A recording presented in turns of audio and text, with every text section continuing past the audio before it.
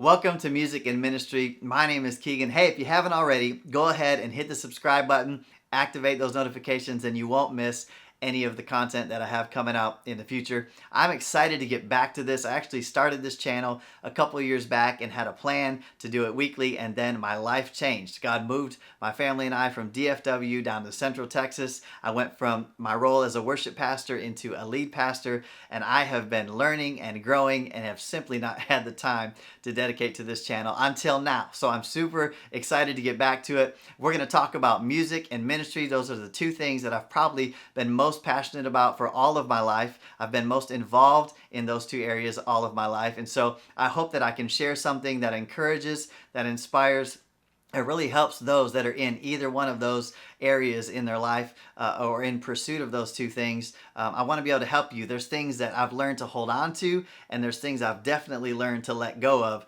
throughout all of my years being involved in both. And so I want to get started or relaunch kind of with sharing something that God put on my heart. I hope this speaks to you. It comes out of 2 Chronicles chapter 7. So many of us know, if we've been in church, verse 14, but we often miss the verses before and the verses after. And so I want to share this passage and then what God has given me and really put on my heart.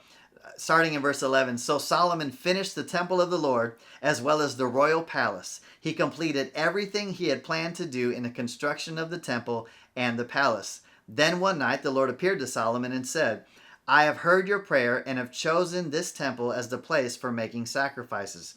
At times this is the Lord talking, I might shut up the heavens so that no rain falls, or command grasshoppers to devour your crops, or send plagues among you. Then verse 14, if my people who are called by my name will humble themselves and pray and seek my face and turn from their wicked ways, I will hear from heaven and will forgive their sins and restore their land.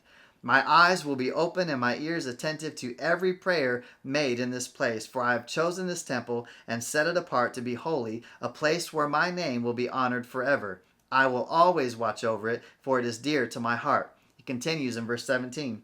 As for you, if you faithfully follow me as David your father did, obeying all my commands, decrees, and regulations, then I will establish the throne of your dynasty. For I made this covenant with your father David when I said, one of your descendants will always rule over Israel. And here's where I want to focus in on, verse 19. But if you or your descendants abandon me and disobey the decrees and commands I have given you, and if you serve and worship other gods, then I will uproot the people from this land that I have given them. I will reject this temple that I have made holy to honor my name. I will make it an object of mockery and ridicule among the nations. And though this temple is impressive now, all who pass by will be appalled. They will ask, why did the Lord do such terrible things to this land and to this temple?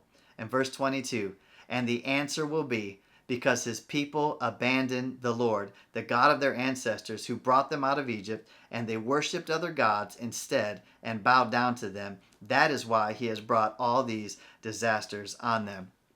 Now, I don't want to take this out of context, but I do think there's some powerful parallels that we can see with where God's people were at and where the nation was at that they were in and where we're at here in America. And I got to tell you, now is not the time to abandon the Lord. So many people have been church hurt. They have been offended. They have seen leaders fall, leaders do wicked things.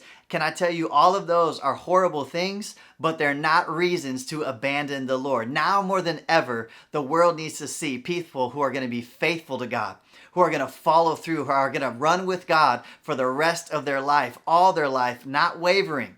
Right? Now is not the time to just deconstruct and go home. It's not the time to give up. It's the time to get up and go back to the Lord. It's time for us to pursue him with everything that we have inside of us. Come on, we've got to serve him with all of our soul, with all of our mind, with all of our strength. We have to give God everything just like he's given to us. And I believe that that is where we're at in this nation. If we want to see things change in America, it starts with God's people. I believe the local church was always God's plan to be the agent of blessing and change in society. And so we've got to do our part. We've got to humble ourselves, seek his face, pray, turn from our wicked ways. And if we do that, God will keep his promise and he will restore and heal our land. He'll also put us in the place that we need to be the most effective. Come on, if you want to see God move in your life and in the life of this nation, we have got to get back to the Lord. Now is not the time to abandon him. Press in, go after him with even greater passion, even greater fervor. People should see how excited and how on fire for Jesus you are and want the same thing. It's time to not abandon the Lord, but to go back and return to him wholeheartedly. I want to encourage you with that. God bless you.